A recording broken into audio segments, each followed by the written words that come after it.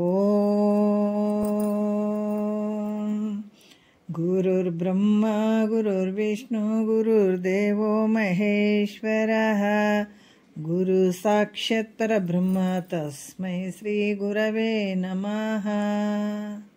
ಶ್ರೀ ಜಗದ್ಗುರು ಸಿದ್ಧಾರೂಢರ ಪಾದಕಮಲಗಳಿಗೂ, ಶ್ರೋತ್ರಿಯ ಬ್ರಹ್ಮನಿಷ್ಠ ಸದ್ಗುರು ಬಸವಾನಂದರ ಪಾದಕಮಲಗಳಿಗೂ, ಅವರ ಪ್ರತಿರೂಪಾದಂಥ ನಿಜಗುಣಪ್ಪನವರ ಪಾದಕಮಲಗಳಿಗೂ ನನ್ನ ದೀರ್ಘದಂಡ ಪ್ರಣಾಮಗಳನ್ನು ಸಲ್ಲಿಸುತ್ತಾ, ಎಲ್ಲ ಮಹಾತ್ಮರ ಪಾದಕಮಲಗಳಿಗೂ ನನ್ನ ದೀರ್ಘದಂಡ ಪ್ರಣಾಮಗಳನ್ನು ಸಲ್ಲಿಸುತ್ತಾ, ಮನದಲ್ಲಿ ಸ್ಮರಿಸಿಕೊಳ್ಳುತ್ತಾ, ತಮ್ಮೆಲ್ಲರಿಗೂ ವಂದಿಸುತ್ತಾ, ಇವತ್ತಿನ ಪರಮಾನುಭವ ಬೋಧೆ 2ನೇ ಸಂಧಿ ಶುರುವಾಗ್ಯದ.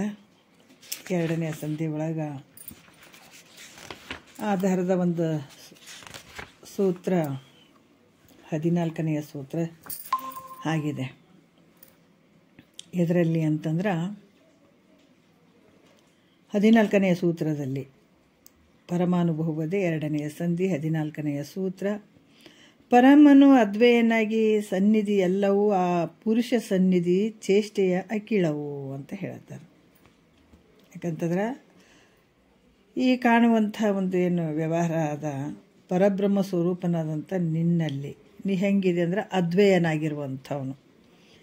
ಅದಕ್ಕೆ ಅದರಲ್ಲಿ ಆ ಒಂದು ಅದ್ವಯನಾಗಿರುವುದರಿಂದ ನಿನ್ನ ಸನ್ನಿಧಾನದ ಮೂಲಕ ಈ ವ್ಯವಹಾರ ಸಂಭವ ಆಗಂಗಿಲ್ಲ. ಯಾಕಂದರೆ ನೀ ಪರಿಪೂರ್ಣವಾಗಿದೆ ಅಂದರೆ ಅರ್ಥ ಕಲ್ಪಿತ ಪುರುಷನ ಸನ್ನಿಧಾನದಿಂದ ಈ ಜಗತ್ತಿನ ಸಕಲ ವ್ಯವಹಾರ ನಡೆದದ ಅಂತ ಹೇಳಿದರು. ಇಲ್ಲಿ ಮತ್ತೆ ಪ್ರಶ್ನೆ ಮಾಡಿದಳು ಆಕೆ ಏನಂತ 8ನೇ ನುಡಿಯಲ್ಲಿ ಕೂಡ ಇಲ್ಲಿ ಯಾವ ರೀತಿ ಅಂತಂದ್ರೆ ಇಲ್ಲಿ ಆಕೆ ಪ್ರಶ್ನೆ ಮಾಡ್ತಾಳೆ. ಯಾಕಂತಂದ್ರೆ ಕಲ್ಪಿತ ಪುರುಷನ ಒಂದು ಸನ್ನಿಧಾನದ ಮೂಲಕ ವ್ಯವಹಾರವನ್ನು ಯಾಕೆ ಹೇಳಬೇಕು, ಪರಬ್ರಹ್ಮದ ಸನ್ನಿಧಾನದ ಮೂಲಕ ಹೇಳಿದರೆ ಬರೋದಿಲ್ಲ ಅಂತ ಹಿಂದೆ ವಿಚಾರಗಳು ಬಂದಾವೆ.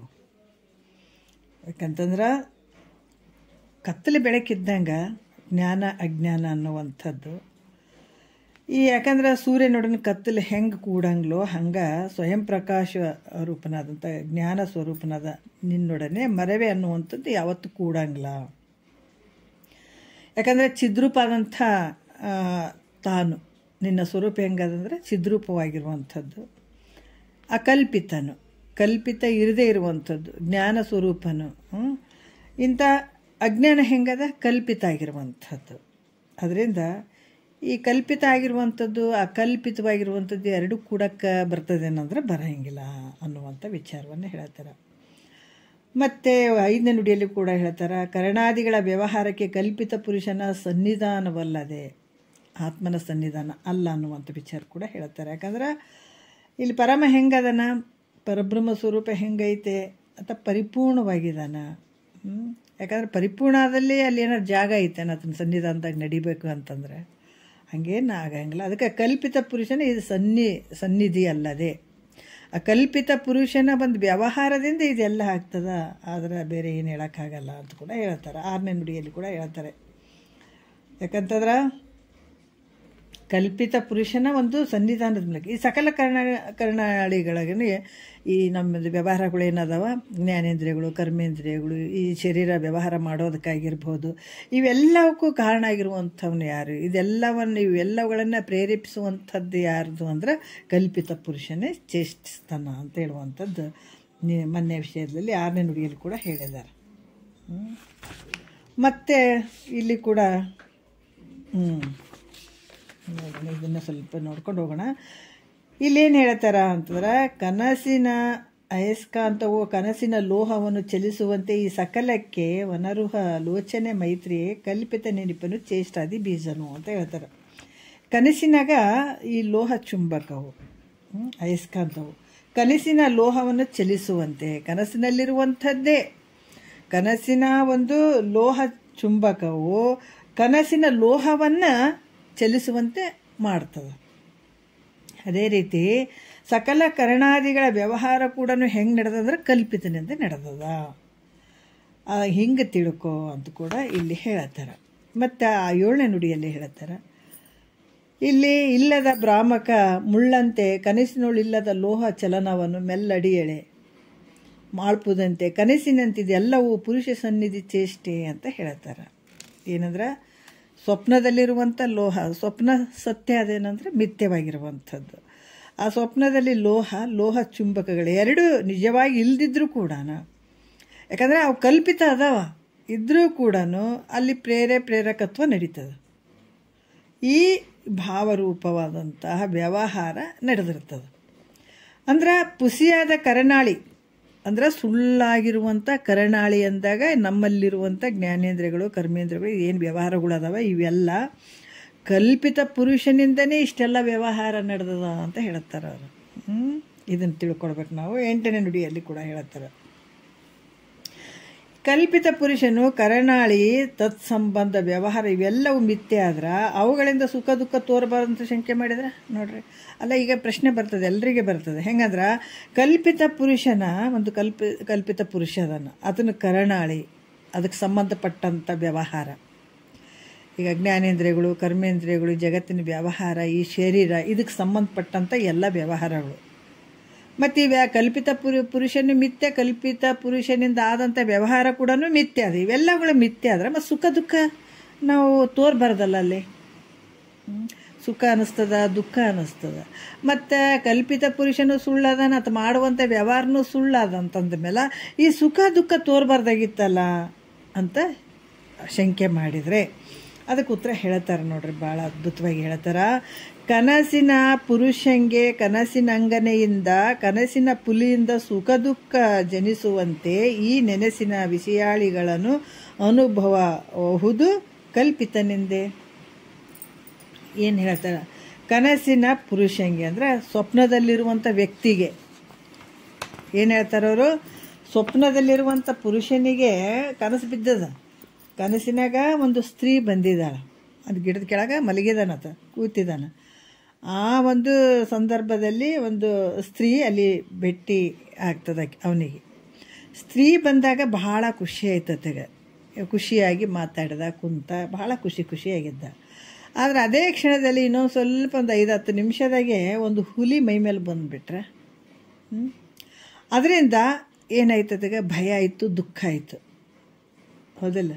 ಅದಕ್ಕೆ ಈ ರೀತಿ ಸ್ವಪ್ನದ ವಿಷಯಗಳು ಸುಳ್ಳಾದರೂ ಕೂಡ, ಸ್ವಪ್ನದ ವಿಷಯಗಳು ಸುಳ್ಳು ಆಗಿದಾವ ಆದರೂ ಕೂಡ ಸುಖ ದುಃಖಗಳು ತೋರುವಂತೆ.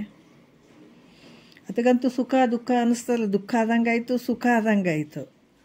ಅದರಂಗ ಈ ರೀತಿ ಕೂಡ ಜಾಗ್ರದ ವ್ಯವಸ್ಥೆಯಲ್ಲಿ ಆದರೂ ಕೂಡ ವಿಷಯಾದಿಗಳ ವ್ಯವಹಾರ ಮಿಥ್ಯೆ ಆದರೂ ಕೂಡ ಸುಖ ದುಃಖಗಳ ಅನುಭವಕ್ಕೆ ಬರ್ತದೆ. ಅವೆಲ್ಲ ವ್ಯವಹಾರ ಸುಳ್ಳಾದರೂ ಕೂಡ ಕನಸಿನಲ್ಲಿರುವಂಥದ್ದು ನಾವು ನೋಡ್ತೀವಿ. ಬೆಳಗ್ಗೆ ಇಲ್ರಿ ಆ ಕನಸು ಬಿದ್ದಿತ್ತಲ್ಲ, ನನಗೊಂಥರ ದುಃಖ ಆದಂಗೆ ಆಗಿತ್ತು ರೀ, ಒಂಥರ ಸುಖ ಆದಂಗೆ ಆಯಿತು, ನಮಗೆ ಎರಡೂ ಮಿಶ್ರವಾಗಿತ್ತು ಅಂತ ಹಿಂಗೇನೋ ಹೇಳ್ತಿರ್ತೀವಿ. ಆದರೆ ಅಲ್ಲಿ ನಡೆದಂಥ ಎರಡೂ ವ್ಯವಹಾರ ಅದರ ಅನುಭವಕ್ಕೆ ಬರುವಂಥದ್ದು ಸುಖ ದುಃಖ ಅನಿಸ್ತಂಗೆ ಆಗ್ಯದ. ಅದರಂಗ ಇಲ್ಲಿ ಕೂಡ ಜಾಗ್ರದ ಅವಸ್ಥೆಯಲ್ಲಿ ಆದರೂ ಕೂಡ ವಿಷಯಾದಿಗಳ ವ್ಯವಹಾರ ನಡೆದದು.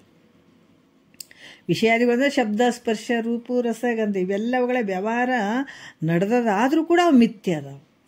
ಮಿಥ್ಯೆ ಆದರೂ ಕೂಡ ಅದರ ಸುಖ ದುಃಖಗಳ ಅನುಭವ ನಮಗೆ ಆಗ್ತದ ಅನ್ನುವಂಥ ವಿಚಾರವನ್ನು ಹೇಳ್ತಾರೆ ಅವರು.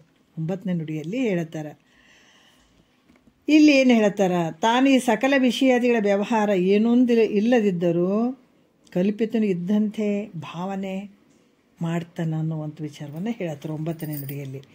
ಇಲ್ಲದ ತನ್ನಿಂದ ಮಿಲ್ಲದ ತಾನಾಗುತ್ತಿಲ್ಲದ ಅಖಿಳ ತೋರಿಕೆಗಳನ್ನು ಉಳ್ಳಂತೆ ಬಗೆಯವನು ಆ ಕಲ್ಪಿತನು ಅರಿದೊಡೆ ಇಂದಿಲ್ಲವು ಆ ತೋರ್ಕೆ ಚಿತ್ತಲ್ಲದೆ ಒಂದಿಲ್ಲವು ಆ ತೋರ್ಕೆ ಚಿತ್ತಲ್ಲದೆ. ನೋಡ್ರಿ, ಇಲ್ಲದ ತನ್ನಿಂದ ಅಂದ್ರೆ ಇಲ್ಲದ ತನ್ನಿಂದ, ಇಲ್ಲದ ತಾನಾಗುತ್ತೆ, ಇಲ್ಲದಿದ್ದರೂ ತಾನೇ ಆ ಆಕಾರವನ್ನು ಪಡೆಯುವಂಥದ್ದು. ಯಾಕಂದ್ರೆ ಈ ಈ ಈ ಪ್ರಕಾರ ಯಾಕಂದ್ರೆ ತಾನು ವಿಷಯ ಕರನಾಳಿ ಮೊದಲಾದ ವ್ಯವಹಾರಗಳು ತನ್ನಲ್ಲಿ ಇಲ್ಲದೇ ಇದ್ದರೂ ಕೂಡ ಕಲ್ಪಿತನು ಎಲ್ಲವನ್ನು ತನಗೇ ಅದಾವಂತ ಭಾವನೆ ಮಾಡ್ತಾನೆ. ಇವ್ಯಾವ ತನಗಿಲ್ಲ ಆದರೂ ಕೂಡ ಈ ವಿಷಯಗಳಾಗಿರ್ಬೋದು, ಈ ಕರನಾಳಿಗಳಾಗಿರ್ಬೋದು, ಇವೆಲ್ಲ ವ್ಯವಹಾರ ತನ್ನಲ್ಲಿ ಇಲ್ಲ. ಇರದೇ ಇದ್ದರೂ ಕೂಡ ಈ ಕಲ್ಪಿತ ಏನು ಮಾಡ್ತಾನೆ, ಎಲ್ಲವನ್ನ ತನ್ನಲ್ಲೇ ಆದ ಅನ್ನುವಂಗೆ ಭಾವನೆ ಮಾಡ್ತಾನೆ. ತಾನು ತನ್ನ ನಿಜವನ್ನು ಯಥಾರ್ಥವಾಗಿ ತಿಳ್ಕೊಂಡ್ರೆ ಇದಕ್ಕೆ ಭ್ರಾಂತಿ ಆಗಿದೆ. ಎಲ್ಲ ನನ್ನಿಂದೇ ಆಗ್ತದೆ, ನಾನೇ ಮಾಡ್ತೀನಿ ಅನ್ನುವಂಥ ಭ್ರಾಂತಿ ತೊಗೊಂಡದ. ಆದರೆ ಇದು ವ್ಯವಹಾರ ನಿಜವಾಗಿ ಆತನಲ್ಲಿ ಇಲ್ಲ. ಆದರೂ ಕೂಡ ಎಲ್ಲವನ್ನು ನಾನೇ ಮಾಡ್ತೀನಿ, ನನ್ನಲ್ಲೇ ಐತೆ ಅನ್ನುವಂಥ ಏನು ಭಾವನೆ ಮಾಡ್ತಾನಲ್ಲ, ತಾನು ತನ್ನ ನಿಜವನ್ನು ಯಥಾರ್ಥವಾಗಿ ತಿಳ್ಕೊಂಡ್ರೆ ಕೇವಲ ಯಾರು ಉಳಿತಾರ? ಚಿದ್ರೂಪಾತ್ಮ. ನೋಡ್ರಿ, ಚಿದ್ರೂಪಾತ್ಮನು ತಾನೊಬ್ಬನಲ್ಲದೆ ಬೇರೆ ಏನೂ ಇಲ್ಲ. ಅಂದರೆ ಎಷ್ಟು ಗದ್ದಲಕ್ಕೆ ಬಿದ್ದೀವಂತ ನಮ್ಗೆ ಅರ್ಥ ಆಗ್ತದೆ. ಅದಕ್ಕೆ ಭ್ರಾಂತಿ ಇದು ದೇವು ಬಡ್ದಂಗೆ ಅಂತ ಹೇಳ್ತಾರೆ ಮಹಾತ್ಮರು. ದೇವು ಬಡ್ಕೊಂಡಂಗೆ ಅದು ಸತ್ಯ, ಇದು ಸತ್ಯ, ಅದು ಮಾಡ್ಬೇಕು, ಇದು ಮಾಡ್ಬೇಕು, ಇದು ನನ್ನಿಂದ ಆಗ್ತದೆ, ಅದು ನನ್ನಿಂದ ಏನೂ ಇಲ್ಲ ಇಲ್ಲಿ. ಅದಕ್ಕೆ ಇಲ್ಲಿ ಏನು ಹೇಳ್ತಾರೆ ಅವರು? ನೀನು ನಿನ್ನ ನಿಜವಾದ ಯಥಾರ್ಥವಾದಂಥ ಸ್ವರೂಪವನ್ನು ನೀ ತಿಳ್ಕೊಂಡದ್ದೇ ಆದರೆ ಉಳಿಯುವಂಥವ್ನು ಯಾರು? ಕೇವಲ ಚಿದ್ರೂಪಾತ್ಮನು ನೀನೊಬ್ಬನೇ ಅಲ್ಲದೆ ಬೇರೊಂದು ಇರ್ಲಿಕ್ಕೆ ಸಾಧ್ಯನೇ ಇಲ್ಲ. ಏನಿಲ್ಲವೇ ಇಲ್ಲ, ನಿನ್ನ ಬಿಟ್ಟರೆ ಏನಿಲ್ಲವೇ ಇಲ್ಲ ಇಲ್ಲಿ. ಅದಕ್ಕೆ 10ನೇ ನುಡಿಯಲ್ಲಿ ಕೂಡ ಹೇಳ್ತಾರೆ, ಭಾಳ ಅದ್ಭುತವಾಗಿ ಹೇಳ್ತಾರೆ ನೋಡ್ರಿ. ಇವು ಎಷ್ಟು ಒಳ್ಳೆ ವಿಚಾರಗಳು ಅಂತಂದ್ರೆ ನಿಜವಾಗಿ ಇವು ನಮಗೆ ಕಿವಿಗೆ ಬೀಳ್ಬೇಕಂದ್ರೆ ನಾವು ಭಾಳ ಧನ್ಯರು ಅಂತ ಅಂದ್ಕೊಳ್ತೀವಿ. ನಾವೇನೋ ಮೇಲೆ ತುದಿ ನೋಡ್ಕೊಂಡು ಹೋಗ್ತಿರ್ತೀವಿ. ಎಂಥ ಒಂದು ಅದ್ಭುತವಾದಂಥ ವಿಷಯ ನೋಡ್ರಿ ಇವು.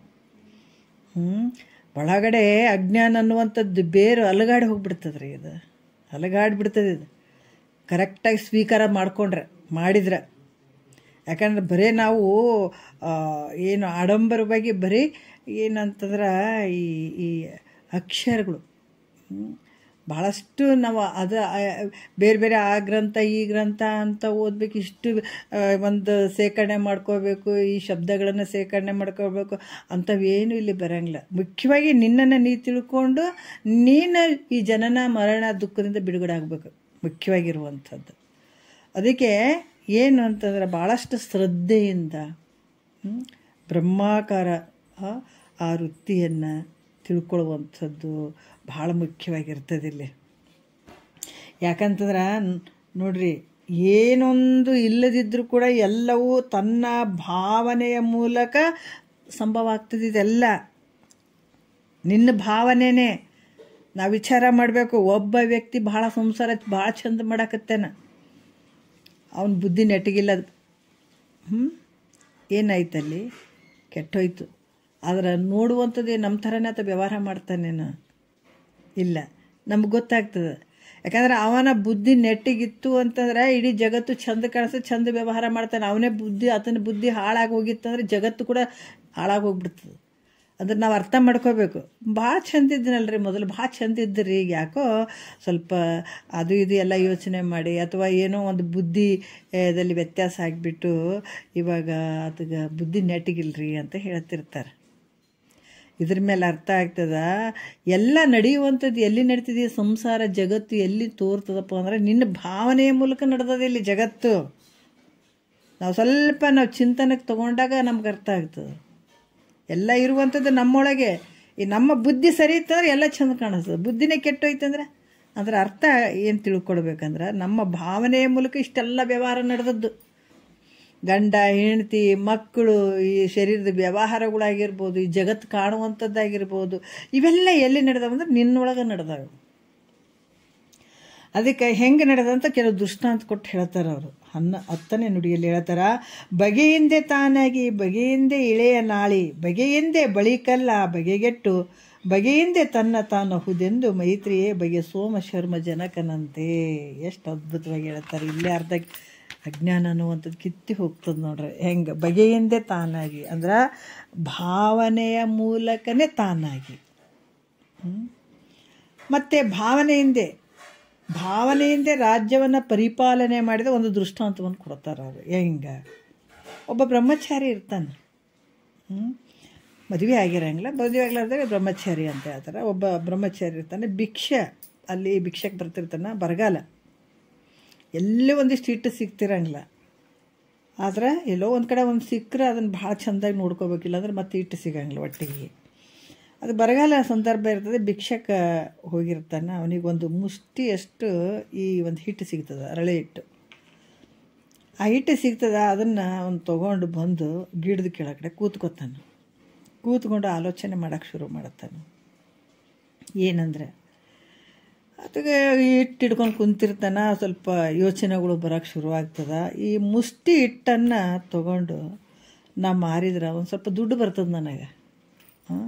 ಹಿಟ್ಟನ್ನು ತೊಗೊಂಡು ನಾನು ಸ್ವಲ್ಪ ಮಾರಿದರೆ ಏನಾಗ್ತದೆ, ಸ್ವಲ್ಪ ದುಡ್ಡು ಬರ್ತದೆ.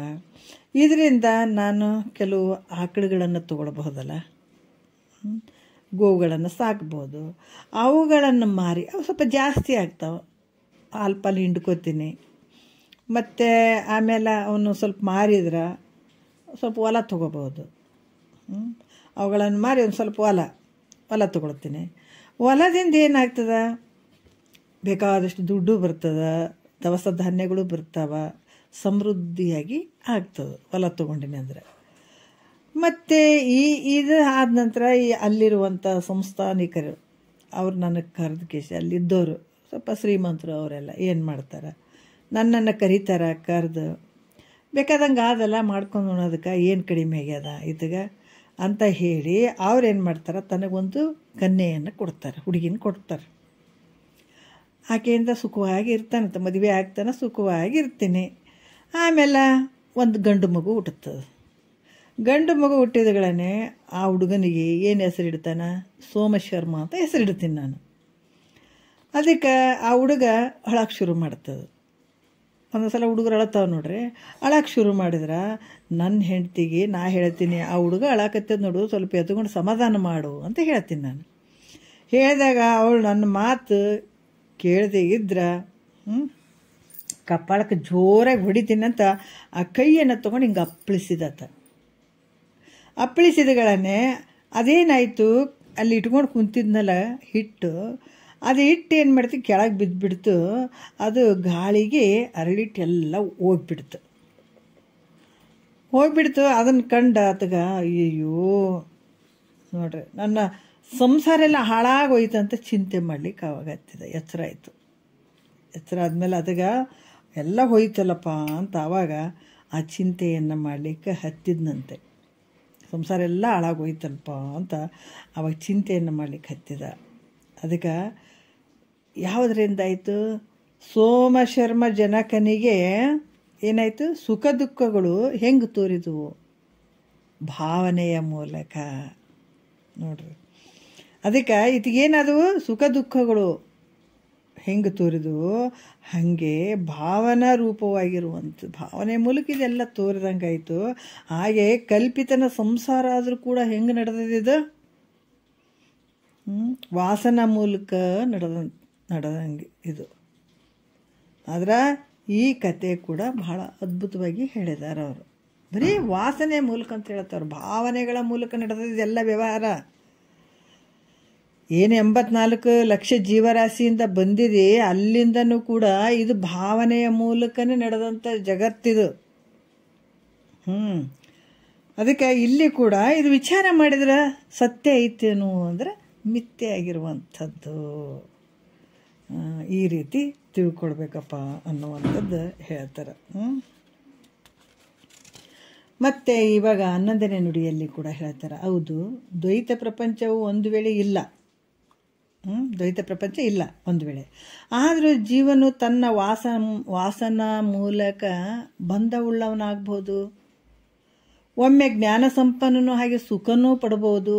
ಆದರೆ ಜೀವತ್ವವು ಬಂಧ ಮೋಕ್ಷ ಮೊದಲಾದ ಕಾಲಗಳಲ್ಲಿ ನೋಡ್ರಿ, ಯಾಕಂದ್ರೆ ಇವು ಎರಡು ಬಂಧ ಮೋಕ್ಷ ಅನ್ನುವಂಥದ್ದು ಇವೆಲ್ಲ ಮೊದಲಾದ ಕಾಲಗಳಲ್ಲಿ ಇದ್ದೇ ಇರ್ತದಂತ ಅನ್ನಂಗಾಗ್ತದೆ. ಇಲ್ಲಿ ಇರುವುದರಿಂದ ಬ್ರಹ್ಮ ಒಂದು ಜೀವ ಒಂದು ಹಿಂಗೆ ಎರಡಾಗಿ ದ್ವೈತ ಆಗ್ತದಲ್ಲ ಅಂತ ಈ ಥರ ಶಂಕೆ ಮಾಡಿದರೆ ಇಲ್ಲಿ ಬಂಧ ಮತ್ತು ಮೋಕ್ಷ ಎರಡು ಇರುವಂಥದ್ದು. ಬಂಧ ಈ ಯಾವಾಗ ನಡೀತಾವಿವು ಅಂದರೆ ಜೀವತ್ವ ಭಾವ ಇದ್ದಾಗ ಬಂಧ ಮೋಕ್ಷ ಮೊದಲಾದ ಕಾಲದಲ್ಲಿ ಇವು ಇದ್ದೇ ಇರ್ತಾವೆ. ಅದಕ್ಕೆ ಬ್ರಹ್ಮ ಒಂದು ಜೀವ ಒಂದು ಹೀಗೆ ಎರಡಾಗಿ ದ್ವೈತ ಆಗ್ತದಲ್ಲ ಅನ್ನುವಂಥ ಶಂಕೆ ಮಾಡಿದ್ರೆ 11ನೇ ನುಡಿಯಲ್ಲಿ ಹೇಳ್ತಾರ. ಹೆಂಗೆ ಹೇಳ್ತಾರ, ಎರಡೂ ಒಂದೇ ಕಡೆ ಹೆಂಗೆ ಇರೋಕ್ಕಾಗಂಗಿಲ್ಲಪ್ಪ. ಅದಕ್ಕೆ ಧರೆಯೋಳು ಉದಿಸಿ ವೇಣು ಕದಳಿ ನಾಳಾದಿ ಕವಿರದೆ ಫಲಿಸಿ ತಾನೇ ಕೆಡುವಂತೆ ಪರನೋಳು ಒಗೆದು ಕಲ್ಪಿತನು ಬೋಧ ಮಾಗಲಂತರಿಸದೆ ತನ್ನ ತಾನಳಿವನು. ನೋಡ್ರಿ ಎಷ್ಟು ಅದ್ಭುತವಾಗಿ ಹೇಳ್ತಾರೆ. ಈಗ ಅವರು ದೃಷ್ಟಾಂತ ಕೊಟ್ಟು ಹೇಳ್ತಾರೆ, ನಾವು ಈಗ ಈ ಬಾಳೆ ಗಿಡ ಇರ್ತದೆ. ಹಲೋ, ಯಾಕೆ ಡಿಸ್ಟರ್ಬೆನ್ಸ್ ಆಗುತ್ತೆ? ಕೇಳಿಸ್ತಾ ಇದೆಯಲ್ಲ? ಈಗ ಏನಾಯಿತು ಅಂತಂದ್ರೆ, ಭೂಮಿ ಬೇರೆ ಬೇರೆ ಕಡೆ ಒಂದು ಬಾಳೆ ದಂಟು ಮೊದಲಾದವುಗಳು ಹುಟ್ಟುತ್ತಾವೆ, ಬಾಳೆ ಗಿಡ ಹುಟ್ಟುತ್ತಾವಲ್ಲ, ಹಂಗೆ ಅವು ಏನು ಮಾಡ್ತಾವ ಅಂತಂದ್ರೆ, ಬಾಳೆ ಗಿಡಕ್ಕೆ ಫಲ ಒಂದೇ ಇರೋದು. ಅದು ಒಂದು ಸಲ ಫಲ ಕೊಡ್ತಂದ್ರೆ ಮತ್ತೆ ಕೊಡೋಂಗಿಲ್ಲ. ಹಾಗಾಗಿ ತಮ್ಮ ಫಲವನ್ನು ಕೊಟ್ಟು ತಾವಿರದೆ ಹೇಗೆ ನಾಶ ಆಗಿ ಹೋಗ್ಬಿಡ್ತದೋ.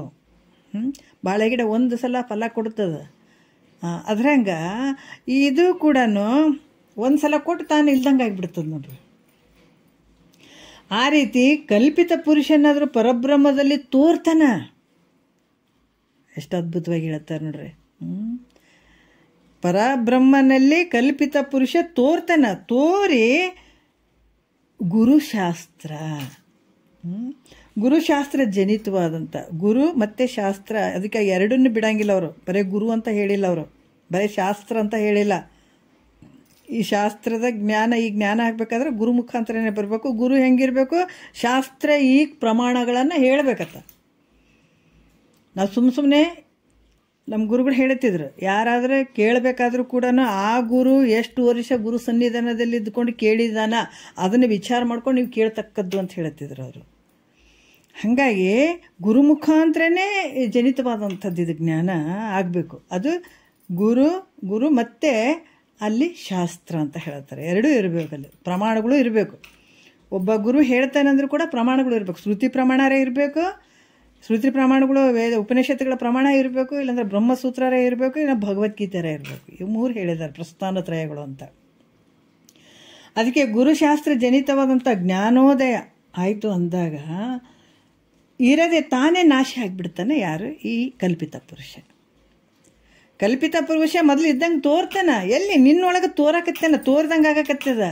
ಆದರೆ ಯಾವಾಗ ಗುರುಶಾಸ್ತ್ರದಿಂದ ಜನಿತವಾದಂಥ ಈ ಜ್ಞಾನೋದಯ ಆಗ್ತದೆ, ಜ್ಞಾನೋದಯ ಆದ ತಕ್ಷಣ ತಾನು ಇರದೆ ನಾಶ ಆಗಿ ಹೋಗ್ಬಿಡ್ತಾನೆ. ಅದು ಉಳಿಯಂಗಿಲ್ಲ ಅಲ್ಲಿ. ಕಲ್ಪಿತ ಪುರುಷ ಉಳಿಲಿಕ್ಕೆ ಸಾಧ್ಯನೇ ಇಲ್ಲ ಅಲ್ಲಿ. ಅದರಿಂದ ಇಲ್ಲಿ ದ್ವೈತಾಪತ್ತಿಗೆ ಅವಕಾಶ ಇಲ್ಲವೇ ಇಲ್ಲಲ್ಲ. ಈ ರೀತಿಯಾಗಿ ದ್ವೈತಾಪತ್ತಿಗೆ ಅವಕಾಶ ಇಲ್ಲ ಅಂತ ಹೇಳ್ತಾರೆ ಅವರು. ಮತ್ತು ಇನ್ನೂ ಹೇಳ್ತಾರೆ, ಜೀವನು ಬ್ರಹ್ಮಜ್ಞಾನದಿಂದ ತನಗೆ ತಾನೇ ನಾಶ ಆಗ್ತಾನಂತ ತಿಳಿದ ಮೇಲೆ ತನ್ನ ನಾಶಕ್ಕೆ ತಾನೇ ಯಾಕೆ ಅಂಗೀಕಾರ ಮಾಡ್ತಾನೆ ಹೇಳ್ರಿ? ಈಗ ಜೀವನು ಬ್ರಹ್ಮಜ್ಞಾನದಿಂದ ತಾನೇ ನಾಶ ಆಗಿಬಿಡ್ತಾನೆ. ಯಾಕಂದ್ರೆ ಅಲ್ಲಿ ಜೀವತ್ವ ಭಾವ ಹೋಗಿಬಿಡ್ತದಲ್ಲ. ಈ ಜೀವನ ಬ್ರಹ್ಮಜ್ಞಾನ ಆಯ್ತು ಅಂದಾಗ ಆತ ನಾಶ ಆಗಿಬಿಡ್ತಾನೆ ಅಂತ ತಿಳಿದ ಮೇಲೆ ಮತ್ತು ತನ್ನ ನಾಶಕ್ಕೆ ತಾನು ಯಾಕೆ ಅಂಗೀಕಾರ ಮಾಡ್ಲಿಕ್ಕೆ ಹೋಗ್ತಾನತ್ತ? ಸುಮ್ಮಿರ್ಬೋದಲ್ಲ ಹಂಗೆ. ಅಯ್ಯೋ ನನಗೆ ಜ್ಞಾನ ಆದ ತಕ್ಷಣ ನಾನು ಸತ್ತೋಗ್ಬಿಡ್ತೀನಿ ಅಂತ ಈತ ಜೀವನ ಅಂದ್ಕೊಂಡು ಮತ್ತೆ ಕೇಳಕ್ಕೆ ಹೋಗ್ಬಾರ್ದು, ಗುರು ಮುಖಾಂತರ ಜ್ಞಾನವನ್ನು ಪಡ್ಕೊಳಕ್ಕೆ ಹೋಗ್ಬಾರ್ದು. ಯಾಕಂದ್ರೆ ತಾನೇ ನಾಶ ಹೋಗ್ಬಿಡ್ತಾನಲ್ಲ ಆತ. ನೋಡ್ರಿ, ಅಂದರೆ ಇಲ್ಲಿ ಹೇಳ್ತಾರೆ. ಅದಕ್ಕೆ ನಾ ಹೇಳ್ತೀವಿ, ಜ್ಞಾನ ಪ್ರಾಪ್ತಿಗೋಸ್ಕರ ಆತ ಪ್ರಯತ್ನವನ್ನೇ ಮಾಡುವ ಅವಶ್ಯಕತೆ ಇಲ್ಲ. ಯಾಕೆ ತಾನೇ ನಾಶ ಆಗ್ತಾನಂತಂದ ಮೇಲೆ ಜ್ಞಾನ ತೊಗೊಂಡು ನಾನೇನು ಮಾಡಲಿ, ನಾನೇ ನಾಶ ಆಗ್ತೀನಿ, ಅದಕ್ಕೆ ಬೇಡ, ಅದಕ್ಕೆ ಈ ಪ್ರಯತ್ನವನ್ನು ನಾ ಮಾಡಂಗಿಲ್ಲ ಅನ್ನುವಂಥ ಭಾವ ಬರ್ಬೋದಲ್ಲ ಅಂತ ಶಂಕೆ ಮಾಡಿದರೂ ಕೂಡ ಅದಕ್ಕೆ ಉತ್ತರ ಹೇಳ್ತಾರೆ. ಏನು ಹೇಳ್ತಾರೆ ನೋಡ್ರಿ. ಇವಾಗ 12ನೇ ನುಡಿಯಲ್ಲಿ ಹೇಳ್ತಾರೆ, ಸುರಪದ ಬೆಳೆಸಿ ಕುರುಕ್ಷೇತ್ರದಳು ನಿಜನರ ಭಾವವನ್ನು ಜನ ಮುಳಿವಂತೆ ಪರ ರೂಪದೋಳು ಮಿಗಿಲರಿವಿಂದೆ ಜೀವಂಗೆ ಪಿರಿದು ತನ್ನೋಳು ಅಂಗೀಕೃತ ಒಕ್ಕು ಅಂತ ಹೇಳ್ತಾರೆ. ಏನು ಹೇಳ್ತಾರೆ ಇಲ್ಲಿ? ಸುರಪದ ಬೆಳೆಸಿ ಅಂದರೆ ಸ್ವರ್ಗ ಸುಖವನ್ನು ಬಯಸಿ ಕುರುಕ್ಷೇತ್ರದಳು ಯುದ್ಧ ಭೂಮಿಯಲ್ಲಿ ಏನು ಹೇಳ್ತಾರೆ ಇಲ್ಲಿ? ತನ್ನಳಿವು ಅಂಗೀಕೃತವಕ್ಕು ಅಂತ, ಜೀವಂಗೆ ಪಿರಿದು ತನ್ನಳಿವು ಅಂಗೀಕೃತವಕ್ಕು ಅಂತ ಹೇಳ್ತಾರೆ. ಈಗ ಶೂರರಾದಂಥವರು ಯುದ್ಧ ಕ್ಷೇತ್ರದಲ್ಲಿ, ಕುರುಕ್ಷೇತ್ರದಲ್ಲಿ ಯುದ್ಧ ಮಾಡ್ತಾರೆ. ಅವರಿಗೊಂದು ಇರ್ತದೆ.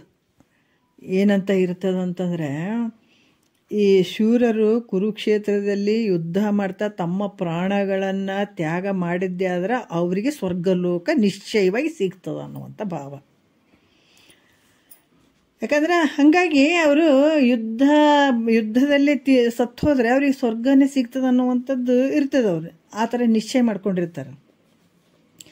ಅವರು ಆ ರೀತಿ ತಿಳ್ಕೊಂಡಾಗ ಈ ಶರೀರ ಹೋದ್ರೋಗ್ಲಿ ದೇಶಕ್ಕಾಗಿ ನಾವು ಹೋರಾಡ್ತೀನಿ ಅಂತ ಹೇಳಿಬಿಟ್ಟು ಅವರು ಈ ನರಜನ್ಮವನ್ನು ತ್ಯಾಗ ಮಾಡ್ಲಿಕ್ಕೆ ಕೂಡ ಹೆಂಗೆ ಸಿದ್ಧರಾಗಿರ್ತಾರೋ.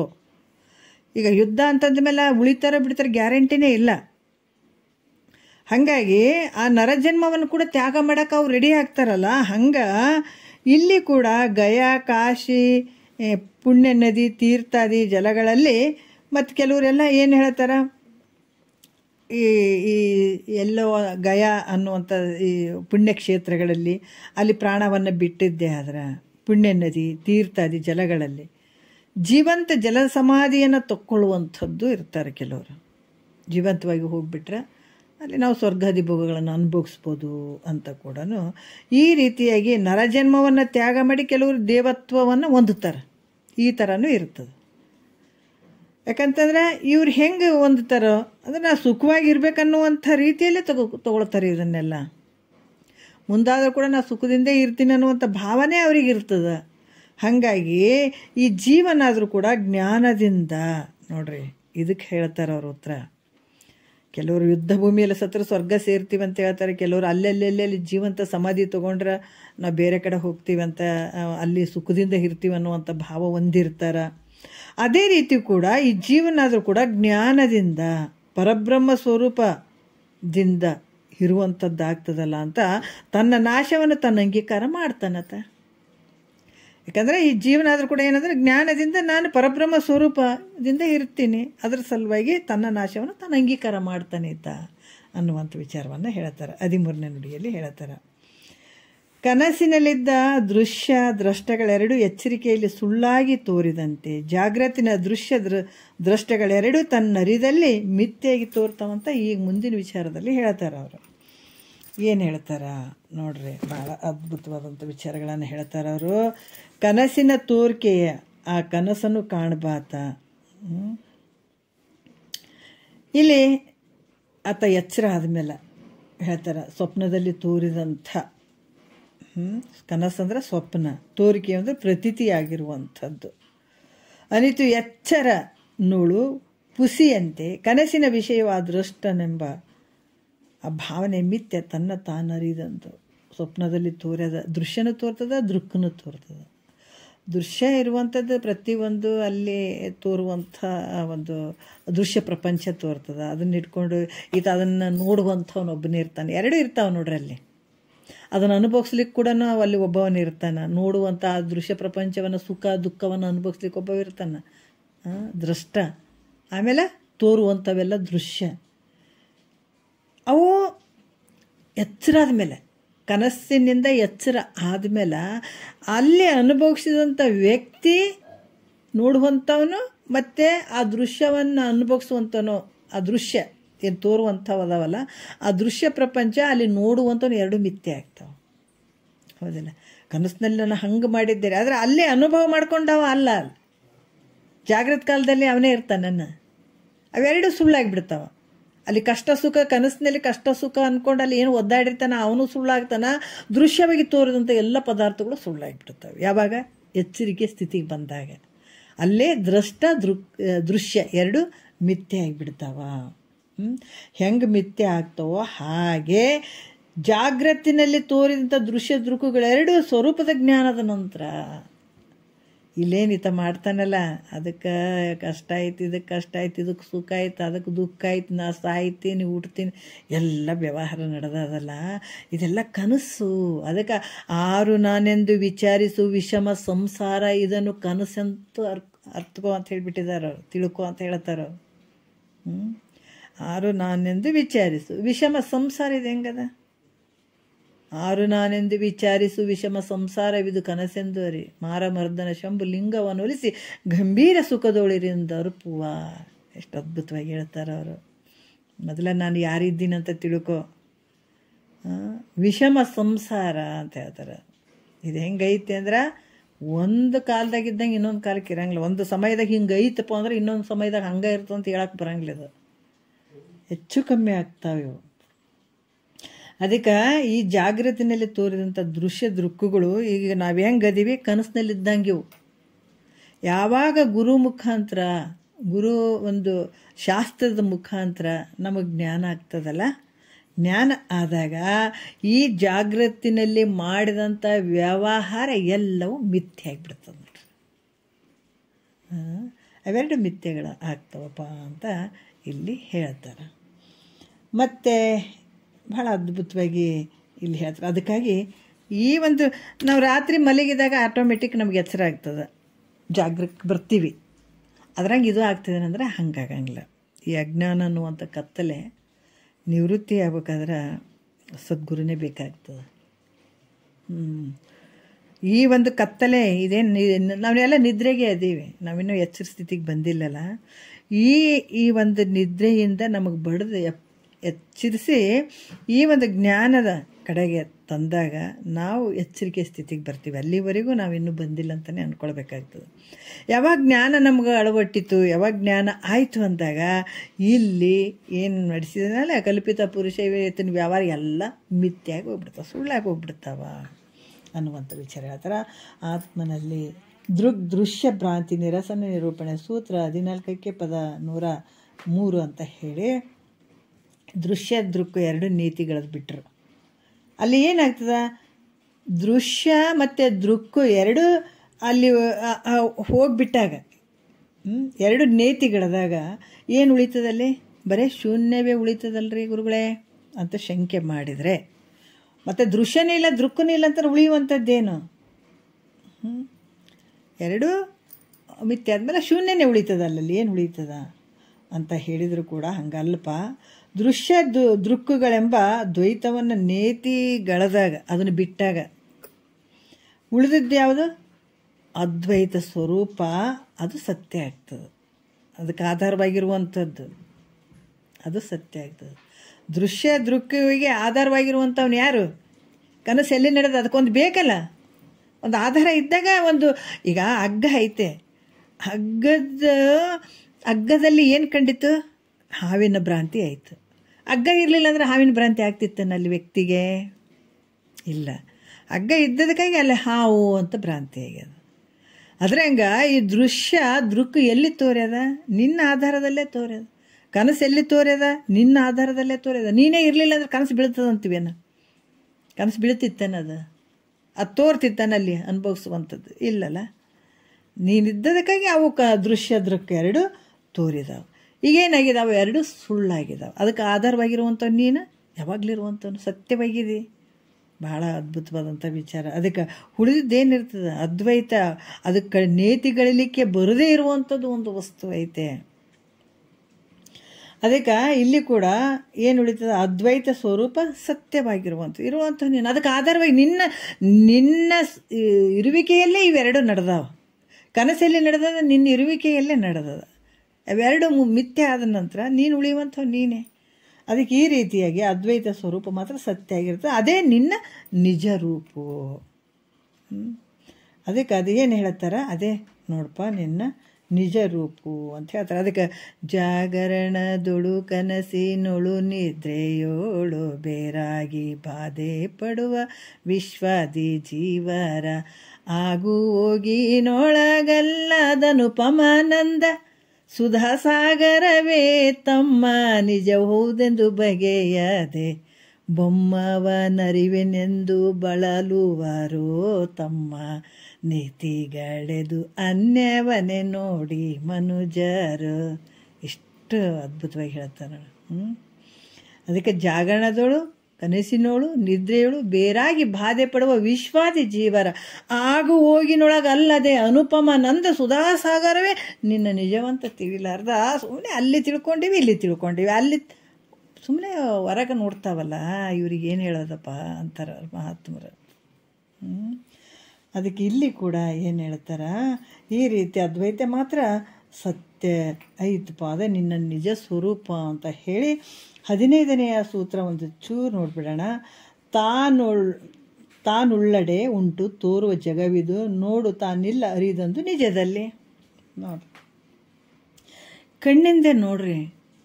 ಯಾಕಂತಂದ್ರೆ ಕಣ್ಣು ನೋಡ್ಬೇಕಾದ್ರೆ ಒಬ್ಬ ವ್ಯಕ್ತಿ ಕಣ್ಣಿನ ಜೊತೆ ಮನಸ್ಸು ಇರಬೇಕಾಗ್ತದೆ, ಹೌದಿಲ್ಲ? ಅದು ಮನಸ್ಸು ಕಣ್ಣಿನ ಜೊತೆ ಇರಲಿಲ್ಲ ಅಂದ್ರೆ ನಾವು ಏನು ಕಣ್ಣು ತಕ್ಕೊಂಡು ನೋಡ್ತಿರ್ತೀವಿ, ಆದರೂ ಕೂಡ ಅದು ನಮ್ಗೆ ಅರ್ಥನೂ ಆಗಂಗಿಲ್ಲ. ಯಾಕಂದ್ರೆ ಅದ್ರ ಮನಸ್ಸಿಲ್ಲ ಅಂತ ಅಂದ್ಕೊಳ್ಬೇಕು. ಅದಕ್ಕೆ ಇಲ್ಲೇನು ಹೇಳ್ತಾರ, ಕಾಣುವವನು ಇದ್ರೆ ಮಾತ್ರ ಈ ಜಗತ್ತು ತೋರ್ತದೆ, ಹೌದಿಲ್ಲ? ಎಲ್ಲಿವರೆಗೂ ಈ ಕಲ್ಪಿತ ಪುರುಷನು ತನ್ನ ನಿಜವನ್ನು ತಿಳ್ಕೊಳಂಗಿಲ್ಲೋ ಅಲ್ಲಿವರೆಗೆ ಅಹಂ ಮಮ ಇವೆರಡೂ ಇರ್ತಾವೆ, ಅಹಂಕಾರ ಮಮಕಾರ. ಅಲ್ಲಿವರೆಗೆ ನಾನು ಅನ್ನುವಂಥದ್ದು ಅದೇ ಆದದು. ಎಲ್ಲಿವರೆಗೆ ಕಲ್ಪಿತ ಪುರುಷ ತನ್ನ ನಿಜವನ್ನು ತಾನು ತಿಳ್ಕೊಳ್ಳದೆ, ಇವೆಲ್ಲ ಹೆಂಗಂತಂದ್ರೆ ನಮ್ಮ ಅನುಭವಕ್ಕೂ ಬರಬೇಕಿವು. ಕಲ್ಪಿತ ಪುರುಷನು ತನ್ನ ನಿಜವನ್ನು ಯಾವಾಗ ಆತ ತಿಳಿಯಂಗಿಲ್ಲವೋ ಅಲ್ಲಿಯವರೆಗೂ ನಾನು ನೀನು ಅದು ಇದು ಎಲ್ಲ ಇವು ನಡೆದೇ ನಡೀತಾವೆ. ಅದು ಬೇರೆ ಇದು ಬೇರೆ, ನಾನು ಬೇರೆ ನೀನು ಬೇರೆ, ಅವನಂಗ ಇವನಂಗ, ಇವೆಲ್ಲ ಎಲ್ಲಿ ನಡೆದಾವ? ಜೀವಾತ್ಮನ ಕಲ್ಪಿತ ಪುರುಷನ ಒಂದು ವ್ಯವಹಾರಗಳು ಇವೆಲ್ಲ ಏನು ನಡೆದಾವ, ಇವೆಲ್ಲಷ್ಟು ಇವೆಲ್ಲ ವ್ಯವಹಾರಗಳು ಕಲ್ಪಿತ ಪುರುಷನು. ಯಾವಾಗ ಯಥಾರ್ಥವಾದಂಥ ತನ್ನ ಸ್ವರೂಪದ ಜ್ಞಾನ ಆಯಿತು ಅಂತಂದಾಗ ಇದು ಯಾವುದೂ ಇಲ್ಲ. ಅಲ್ಲಿಯ ಮಠ ನಾನು ಬೇರೆ ನೀನು ಬೇರೆ, ಅದು ಬೇರೆ ಇದು ಬೇರೆ, ಅದಾಯಿತು ಇದಾಯಿತು, ಅಹಂಕಾರ ಮಮಕಾರ ಇವೆಲ್ಲ ಏನು ಮಾಡ್ತಾವಂದ್ರೆ ನಿನಗೆ ದುಃಖ ಕೊಡುವಂಥವೇ ಇವೆಲ್ಲ. ಅದಕ್ಕೆ ಇಲ್ಲಿ ಕೂಡ ಅದ್ರ ಜೊತೆ ಏನು ಇರ್ತದಪ್ಪ ಅಂತಂದ್ರೆ ಈ ಜಗತ್ತು ಕೂಡ ಸತ್ಯನಂಗೆ ತೋರ್ತದೆ ನೋಡ್ರಿ. ದೃಶ್ಯ ಪ್ರಪಂಚ ಏನದ, ದೃಶ್ಯವಾದಂಥ ಜಗತ್ತು ಕೂಡ ಸತ್ಯ ಅನ್ನಂಗೆ ತೋರ್ತದೆ. ಯಾವಾಗ ಕಲ್ಪಿತ ಪುರುಷನ ಒಂದು ನಿಜ ಸ್ಥಿತಿಯನ್ನು ತಿಳ್ಕೊಳ್ಳದೆ ಇದು ಕಲ್ಪಿತ ಪುರುಷನ ಒಂದು ಭಾವದಲ್ಲಿ ಈ ಜಗತ್ತು ಸತ್ಯ ಅನ್ನಂಗೆ ತೋರ್ತದೆ. ಎಲ್ಲಿವರೆಗೆ ಜ್ಞಾನ ಆಗುವ ಮಟ್ಟ ತೋರ್ತದೆ ಇದು. ಮತ್ತು ಎಷ್ಟು ಜನ್ಮ ತಿರುಗಾಡಿ ಬಂದರೂ ಕೂಡ ಹಂಗೆ ಇದು ಸತ್ಯ ಅಂದ್ಕೊಂಡು ಬಂದದ್ದೇ ಇದು ಸತ್ಯ ಅಂತ ಅಂದ್ಕೊಂಡು ಬಂದದಕ್ಕಾಗಿ ಅದಕ್ಕೆ ಯಾವತ್ತೂ ಸುಖ ಅನ್ನುವಂಥದ್ದಿಲ್ಲ, ಯಾವ ಜನ್ಮಕ್ಕೂ ಸುಖ ಅನ್ನುವಂಥದ್ದು ಸಿಗಂಗಿಲ್ಲ. ಮತ್ತು ಒಂದು ವಿಚಾರ, ಯಾವ ಜನ್ಮಕ್ಕೂ ಸುಖ ಅನ್ನುವಂಥದ್ದು ನಮಗೆ ಸಿಗೋದೇ ಇಲ್ಲ. ಯಾಕೆ ಸಿಗಂಗಿಲ್ಲ ಅಂತಂದ್ರೆ ನಾವು ಆ ಜೀವತ್ವ ಭಾವ ಕಳ್ಕೊಂಡೇ ಇಲ್ಲ.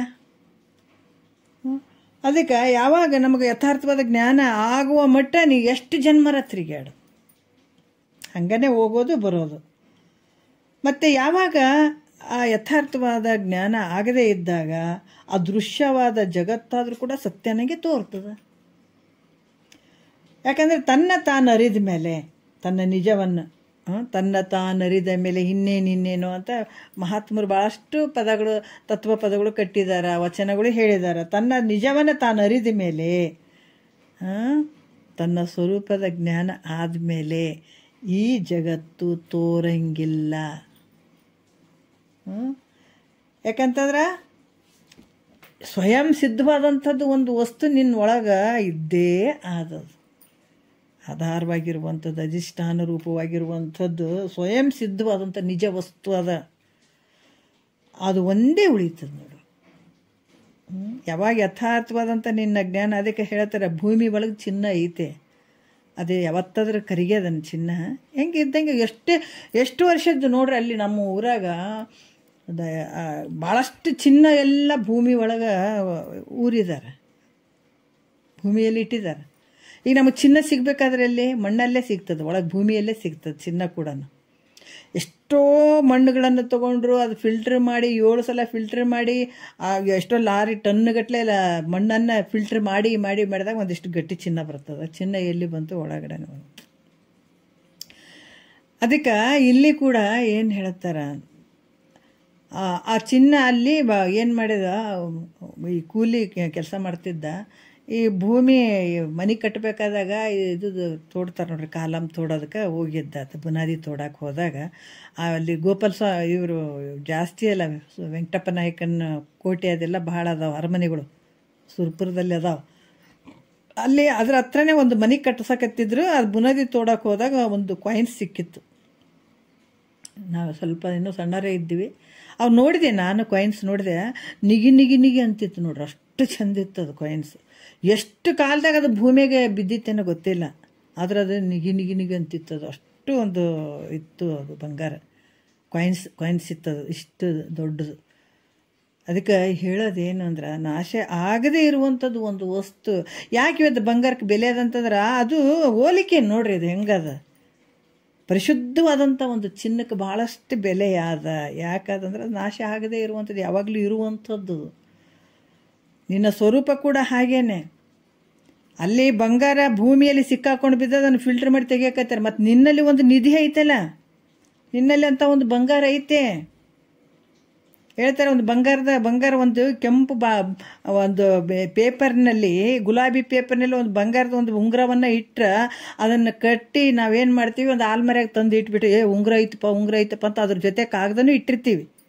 ಯಾವಾಗ ಉಂಗುರ ತೊಗೊಂಡು ಕೈಯಲ್ಲಿ ಹಾಕಿವಿ ಅಂದ್ರೆ ಆ ಕಾಗದ ಮತ್ತು ಆಲ್ಮರೆಯಾಗಿ ಇಡ್ತೀವೇನೆ ಯಾರಾದ್ರೆ? ಇಲ್ಲ, ತೊಗೊಂಡು ಬಿಸಾಕ್ತೀವಿ ಆ ಕಡೆ.